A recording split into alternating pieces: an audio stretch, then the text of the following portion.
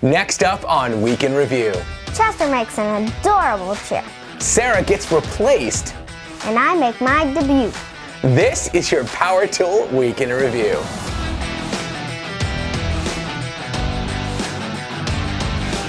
Hey guys, welcome back. I'm Rob, and normally at this point I introduce Sarah. However, if you follow us on Instagram, you know that last week Sarah struggled to get her lines right, and I invited any of you to try and do better. Fortunately for me, someone did. So let me try this one more time. Hey guys, welcome back. I'm Rob. And I'm Evie. Oh, all right, just bring it down to a 7, okay? Fine, and here's what happens this week in the world of power tools. Our first top today brings us over to Chester's place, where he uses several of my favorite tools to make an adorable chair for a little girl. That includes a miter saw, jigsaw, handsaw, and a power drill. And look at this thing! It turned out beautiful. Dad, are you listening? I need this. To see Chester make the chair for yourself, visit Chester on YouTube. Dad, you nailed it, girl! Good job! I knew this was gonna be like super... What is going on here? Ah, crap. Nothing. This is Evie. Yeah, I know this is Evie. She's amazing. Why is she here? She's doing the show with me? I'm sorry, you're crazy if you think that's gonna happen. Hey, can you do the show with me, Evie? I appreciate the offer, but I have to leave. Aw, why? Because I'm a kid and I have schoolwork and chores. Okay, well, I guess that makes sense. But thanks for stopping by, though. Bye! So, does this mean I can come back? Fine. I didn't like your site anyways. I get to go first, though. Fine. Okay. Sawstop recently announced an updated version to their popular job site saw, which is now called the Sawstop Job Site Pro. So you amateurs can go right ahead and put your wallets away. Rob over at Woodworker's Journal walked us through the changes, including a larger table and updated fence. And of course, it still features its unique blade brake system that will keep both your fingers and your hot dogs safe. For the full preview, visit Woodworker's Journal on YouTube. Hey, you nailed it! Not another word. Oops, sorry.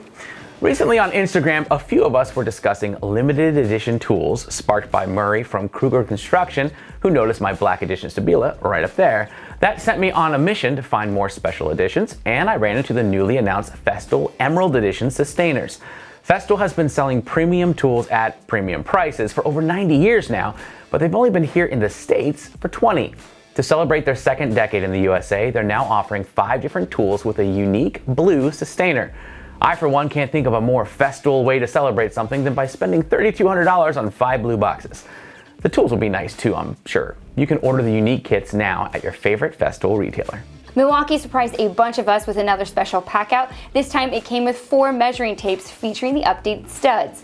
A lot of our favorite channels featured the new tapes, but no one did it with quite the same flair as Austin from Tools at Work.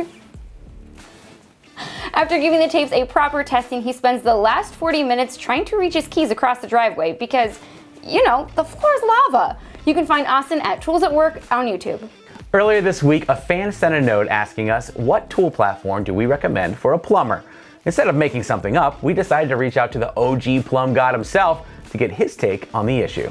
John, thanks so much for joining us. Hey, what's up, Rob? Thanks for having me on. How can I help you guys? So the question was, what platform is best for plumbers? Well, for me, it's a very simple answer, Milwaukee Tools. But how I came across Milwaukee Tools is that I was a young plumber, burning up all kinds of tools. I came across a Milwaukee grinder, I used and abused it, and it lasted. And then I really realized when they released their M12 platform that they were really coming out with tools specifically designed for plumbing and for my trade. When I first got into them, they came out with a PEX expander. This thing is specifically designed for repipes, for PEX piping. They got drills of all kinds, heat guns, tubing cutters.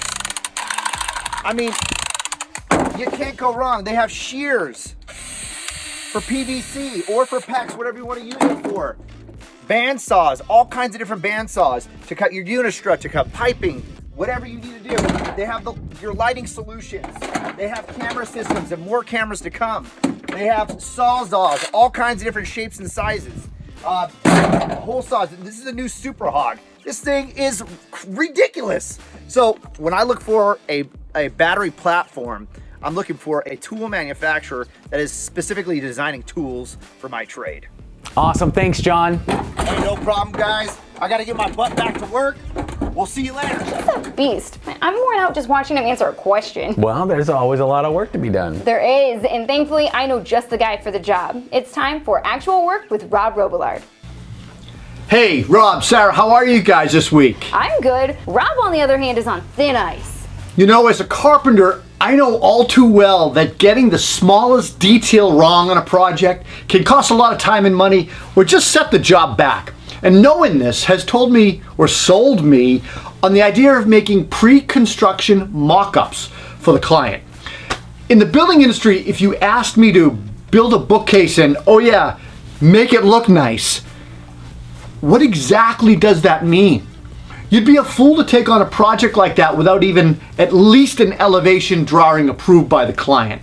So a mock-up is a full-size scale, typically, usually made with the same size materials, exact dimensions, things like that, that you will propose on your project. It allows all parties involved to have a full-size, three-dimensional model to view quality, design, and aesthetics. Mock-ups address the idea captured in the popular engineering one-liner. You can fix it now on the drafting table or erase it later with a sledgehammer on the construction site. So here's the deal. Mock-ups do a couple of things. They're low cost. To make and alter, they give us a visual 3D model for the client to envision quality, functionality, as well as aesthetics, and they incite feedback. Testing out solutions and designs early on, guys, is going to save you time and wasted effort. I promise you that. It's going to ensure accuracy and reduce callbacks. I hope you guys have a great week. We'll see you next time. It's time for a make or break. Now, I never thought I would be able to say that Jimmy DiResta and I have something in common, but when he posted a video this week featuring something that he saved from the garbage, I knew I found my spirit animal. DiResta built a custom cabinet with recycled metal bins for the drawers. After making the shelves for 12 bins, he cut and welded a steel face edge banding to match them. Okay, so none of my projects using thrown away shelves or tables has ever turned out as pretty as this, but otherwise we're pretty much the same person. You can find him at Jimmy DiResta on YouTube. Joe sent me this next video where Rescued and Restored took a 1960s Duncan parking meter that looks like it has been stomped on, beaten up, left out in the rain, and forgotten, and he gives it new life. Now, I didn't know I needed a sandblaster, but after watching this restoration, I'm not sure how I've lived without one. Now, if you want to know what the inside of a 60s parking meter looks like as it is taken apart, revived, and put back together, you need to check out Rescue and Restore on YouTube. Timothy Dick spent some time this week forging a spinning top that would keep any kid entertained for an hour and any ADHD adult for, well, forever, really. Timothy, keep up the good work. You can find this project at Timothy Dick on YouTube. That's it for this week's Make or Break. If you have a favorite maker that posted something great this week and you want it featured on the show, send it to me in an email at projects@coptool.com. It's time for construction industry news, courtesy of Construction Junkie. First up, Dacry, the company behind the hard hat of the future, is shutting down. The company's been working on the Dacry Smart Helmet, which features an interactive heads-up display and several cameras and sensors intended to bring augmented reality to the job site. Now, TechCrunch noted that this was only the most recent of several AR companies to close down, citing stiff competition from tech giants like Microsoft and their HoloLens. Dacry was 10 years old. Speaking of failures, after the Chernobyl disaster of '86, Germany committed to eventually decommissioning all of their nuclear power plants. But oftentimes, due to local laws or nosy neighbors, engineers were denied permits to use explosives to bring down the cooling towers. In this case, a tower in Mühlen-Kerlich needed to be brought down from 530 feet to 262 before they could implode it. To do this, they rigged up a small robotic excavator that traveled the rim, eating away at the tower one bite at a time. It took over a year to get it down low enough. Where is the wide time lapse of that? Anyways, even as the exhaustive work was done, they still couldn't obtain explosive permits, so they ended up using the same robotic excavator to chew through the support columns for 4 hours until it finally fell. You can watch the entire video and find all your other construction industry news over at constructionjunkie.com. Before we go, let's hit some of our favorite Instagram posts. First stop is over at Build and Bros, where Colt, the bro who wears a shirt, gives us a great tip for avoiding deflecting nails with your nail gun. You say that like you don't watch Nate for the exact same reason the rest of us do. Over at Byron Builds, we're reminded that not every tool has to be shiny and cordless. His antique Black & Decker still gets up every morning and goes to work. The Alabama woodworker shows us all how to build some wooden flips for our table legs. And finally, Root and Orr leaves us with a great plan for their weekend. Leave footprints in some sawdust. All right, guys, that's going to do it for us this week. But before we go, I wanted to congratulate Avan. He was the winner from the Metabo Showcase last week, so congratulations. All right, what do we have this week? What? What? A van one? Yeah. Not a specific van? No, just Avan. He won. Congratulations, a van. Wonder what you're going to put your new Metabo SDS Max drill into. Well, probably his truck.